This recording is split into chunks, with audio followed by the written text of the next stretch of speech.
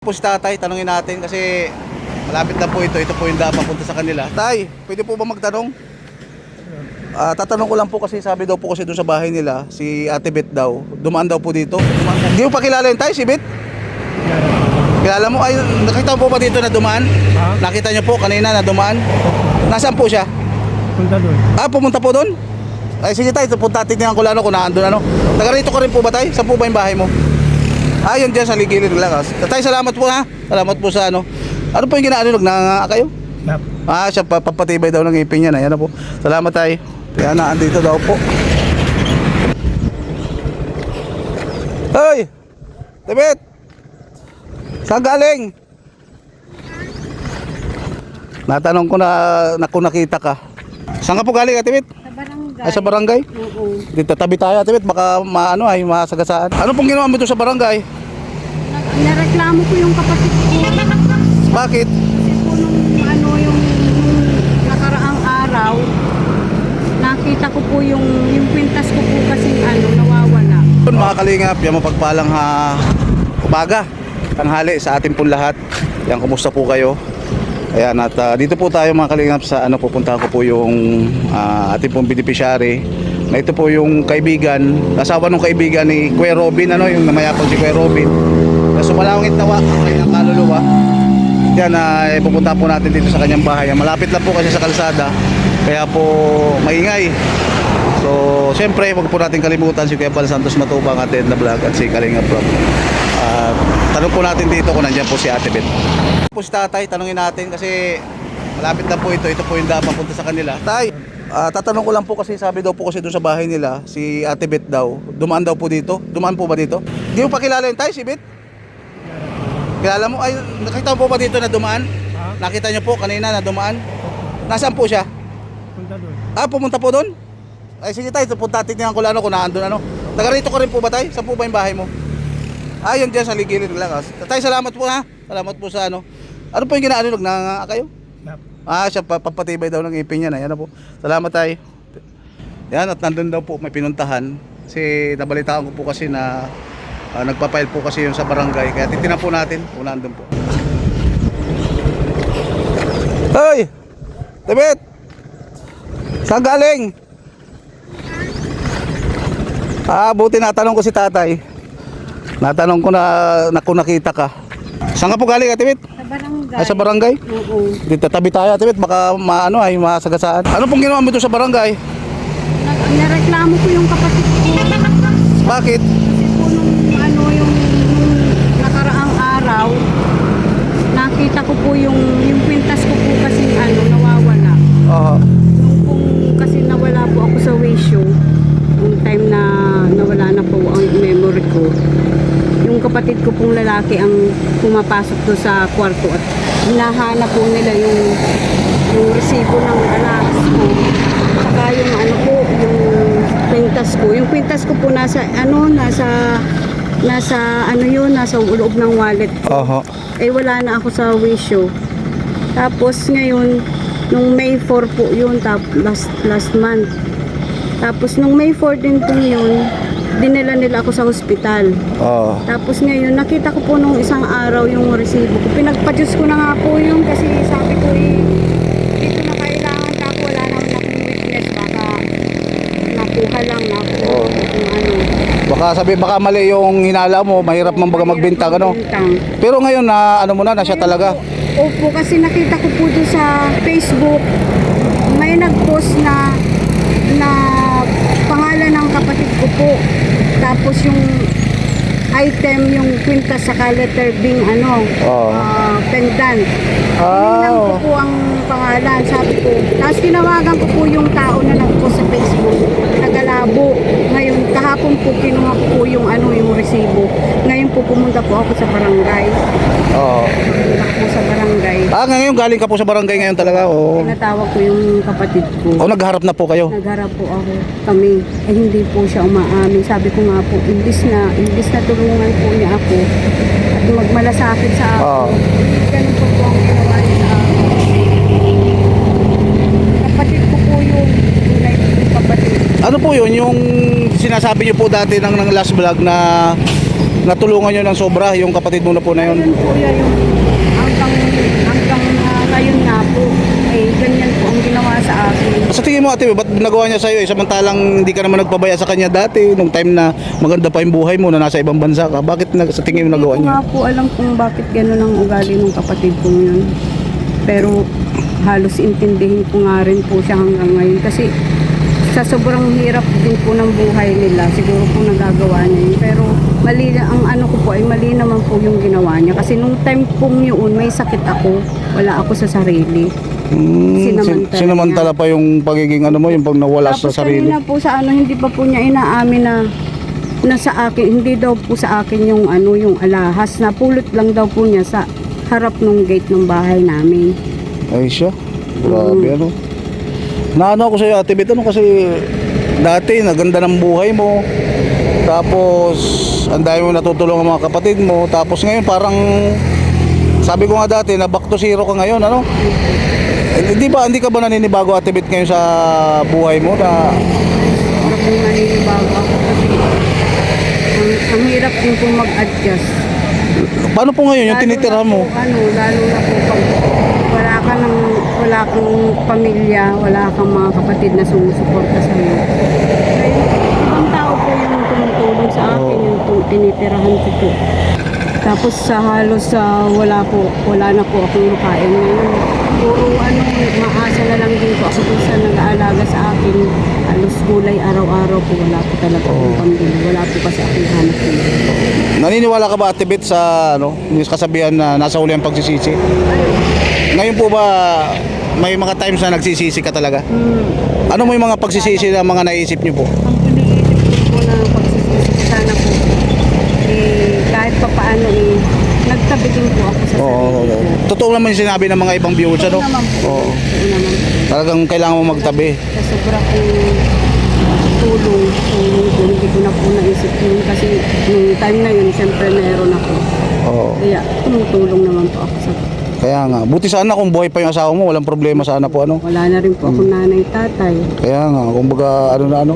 Sa ngayon natin, Bet, ano ba yung naisip mo na pwede mong gawin doon sa kapatid mo na nalaman mo na siya pala yung kumuha ng iyong ano? May bala ka bang ipakulong ito? Ang bala ko nga po sana, dediretso na ako sa police station. Kaso po, hindi ko naman po nakakaya na basta kapatid pa rin maga po ang ano. Ngayon, ang ginawa ko sa barangay ko na lang inilapit. Ngayon po nagkaroon po kami ng kasunduan na ang sabi niya magtatrabaho siya sa kabutan, sa minahan, tapos i-renew niya buwan-buwan yung sinanla niya. Tapos yung sobra sa pera niya ipapatabi niya sa akin para daw po matubos niya. Sana naman totoo, ano? Pero may kasulatan naman po kami. Pag hindi niya tinupad yun, tataas na namin sa ano. Sa kumbaga may para matauhan din, ano? Po, para po. Oo. Kasi ang hirap baga ng gano'n, ano, yung iniisip mo na yung mga ka-protekta sa'yo, magtutulong sa'yo, siya pa yung nakaperwisyo. Siya pa yung nakaperwisyo. Oo. Tapos isa pa doon, natulungan mo na sobra nung time na meron ka. Ay, galit na galit nga po yung mga taga-barangay. Sabi niya, kapatid mo, may sakit ka pa ng time na yun. Tapos ginanyan ka. Grabe ano? Grabe yung kapatid mo na yun, ano? Nasa natin Bet yung sabi mo na yung papakita mo yung picture sana nung ano, nung kaibigan ba ni Tatay Robin? Hindi ko pa po nahanap kasi ano yung isang phone ko nandun nakasave yung ano, yung mga picture nasira yung nasa baba. Kasi baka kakilala ni nung time ba na yun, nami-meet nyo rin si Kalingap Nico noon doon sa ano? Na-meet nyo rin. Kumbaga malay mo, maalala niya. Ngayon si Kalingap Nico, grabe, hindi nawawalan ng lagnat. Ano kaya yung mga gano'n na siguro sobrang pagkagiliw niya doon sa pagkamis niya sa kapatid, ano? Oo. Na-stress din po yun. Ay, stress, ano? So, Ate Bet, anong pinagkakabalahan mo ngayon? Nakaya na siguro doon sa pinutuluyan mo, ano? Kaya nga po, gusto ko nga pong makapag-isip ng pagkakakitaan. Tingnan mo, nalakad mo, layo ng barangay, banda pa doon, ano? Lakad mo lang, grabe, ano, nakakabagbag, ano, mga ganyan, ano. Pamasahe ay, kaya naman makari. Dati, ang dami mong bahay, ano? Ngayon, halos wala na kahit isa. Ngayon, nakikituloy ka pa dyan sa kaibigan mo, ano? Yung kaibigan ko, may anak din po. Kumusta naman po yung relasyon nyo ng kaibigan mo na? Hindi po ba, hindi ka nakakaramdam ng ano? Okay naman po. Okay naman po sila. Hindi ba nakakaya? Minsan kakain kayo dyan o ano? Ang pagkain naman po namin, yung hinahanap lang na gulay dito yung kanila. Tumutulong ka na rin po minsan pag maghahanap-hanap sila ng gulay. Grabe ano mga kalingap. At sa mga OFW po talaga na nandiyan pa ngayon, ano, dapat mag-isip po talaga tayo malang sobra-sobra para kung yung pera na pinapadala natin sa ating mga pamilya dapat hindi talaga parang ubos-ubos biyaya ano, na ibibigay mo sa kanila lahat. Kasi napakalaking aral po nito sa mga OFW dahil ang lalo na yung pag-iisa nila doon sa ibang bansa hindi biro. Lahat ng stress nasa kanila. Tapos may tinulungan katulad nangyari kay Ate Beth ngayon, tinutulungan niya yung kapatid niya dati. Tapos ngayon nag-iisa niyang alahas, kukunin pa. Dapat pala Ate Beth, binenta mo na lang yun para hindi ano no. Nawala nga ako sa sarili na noon na hindi ko nakilala, hindi ko na alam kung anong nangyayari sa paligid ko. Ay siya. Kasi sinamantala ako. Kinuha yung wallet ko nandun na sa loob. May pera pa po yun. Meron pa po yun. Sa tingin mo mga magkano po yung pera? Siguro mga sa 5K pa. Ay grabe, ano ng mga tirada Kasi po talaga. yun yung benta ko sa balot. Ay opo. Saka yung imbutido na ano. Kaya wala ka na pong, hindi ka na po naging-negosyo ng balot ngayon kasi wala nang puhunan. Ay hamal yan. Grabe ano, kapatid talaga. Di mo, sabi nga nila, wala ka daw ibang pwedeng pagkatiwalaan ngayon. Kahit sarili mo nga kasi may nasasabi na di mo mapigilan. Mas mapapagkatiwalaan mo nga po ibang tao. Mas ibang tao pa na, opo. Kasi kung gano'n naman, oo. Ngayon Ate Beth, ano, kaya napasyalan kita dito kasi para kumustahin ka rin, kumbaga magbigay tayo ng mga motivational ano mo baga ano sa mga kapwa natin naging OFW dahil ang dami ngayon din na ano na hindi nila alam kung paano mag-budget din ng pera bilang isang OFW kasi katulad nga sa'yo dati sa dami ng pera mo kumbaga hindi mo naisip yung mga yung in the future ba ano na mangyayari.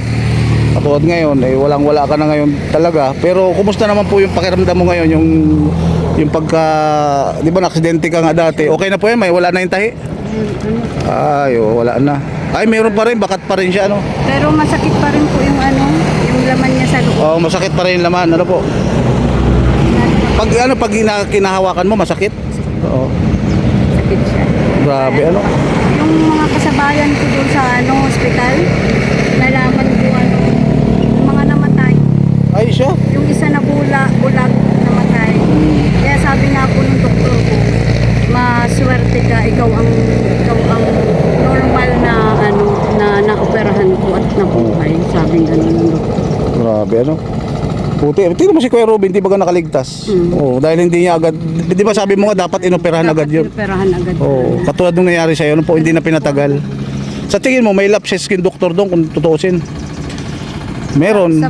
Diyan sa provincial yan ay. Ay, wala po kasi dyan sa probinsya. Pero dapat nag-decide sila na dalhin sa dapat ano. dinala na agad nila sa BMC. Oo. Sa BMC. Oo, pero wala na tayong magagawa dahil nandun na nga. Magsisihan man, wala na, di na mababalik yung buhay, ano. Wait natin, meron ako sa yung dala kahit pa paano, konting grocery. Antayin niyo po ako dito, ano. Kalingap, yung kasama natin si Ate Beth at kukunin ko lang po yung konting dala ko sa kanya para kahit pa paano makatulong po ng konti. Po tayong konting dala para kay Ate Beth. Ate Beth, bahala ka na po dyan. Pagpasensyahan nyo muna yung konting na iaabot ko po sa inyo, ano. Malay nyo, pag nakasahod ako, yan, bibigyan kita ng maganda-ganda mo. Malay mo, sa pambalot mo, bigyan kita ng puhunan. Ano, konti lang naman yung puhunan po doon sa balot, ano. Yan mga kalinga po, kahit pa paano, makabot tayo kay Ate Beth. So ano masabi mo po Ate Beth at kahit pa nakapasyal tayo sa inyo at ito, nakakapag-abot ng konting tulong. Salamat po sa konting tulong ninyo kasi malaking ano na po sa atin. Kasi wala po talaga akong pambili. Ang bili ng ganito. Sige Ate Beth, ayaw mo kahit pa punti-unti, basta papasyalan kita, surprise na lang o kaya minsan talagang pupunta ako dito para maabutan ka ng tulong. So ayan po mga kalingap si Ate Beth, talaga pong malaking aral po ito sa ating mga OFW, ano, na nagkaroon po ng hindi magandang ano, lalaw na po sa pamilya. At pag-uwi nga po, sa halip na may naipon, ito nga at wala po nangyari. So maging silbing aral na po ito sa mga kapwa natin OFW.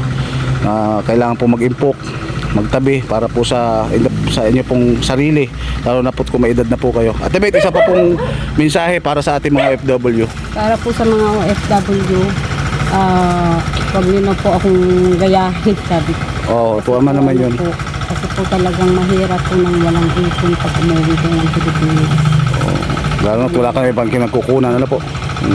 So Ate Bet, maraming salamat sa ano. Mag-iingat ka po dyan palagi, ano. At doon sa tumutulong sa iyo dyan, na kakaibigan mo, malay mo, bala na si Lord na magbalik sa kanya ng ano, ng mga blessing na tulong na binibigay niya sa iyo. Sige Ate Bet, salamat ano. Okay. Okay, wow. Sige ba, sige Ate Bet. So yung mga kalingap, maraming salamat kay Kuya Bal, Ate Edna Kalingap Rob, at sa mga viewers na wala sa nanonood. Paki-like and share po ng video natin para mas marami pa pong mga OFW na katulad po natin Bet ang maka-relate or maka ano din po, mga motivational message niya para po sa inyo. So God bless po, hanggang dito lang. To God be the glory. Bye bye.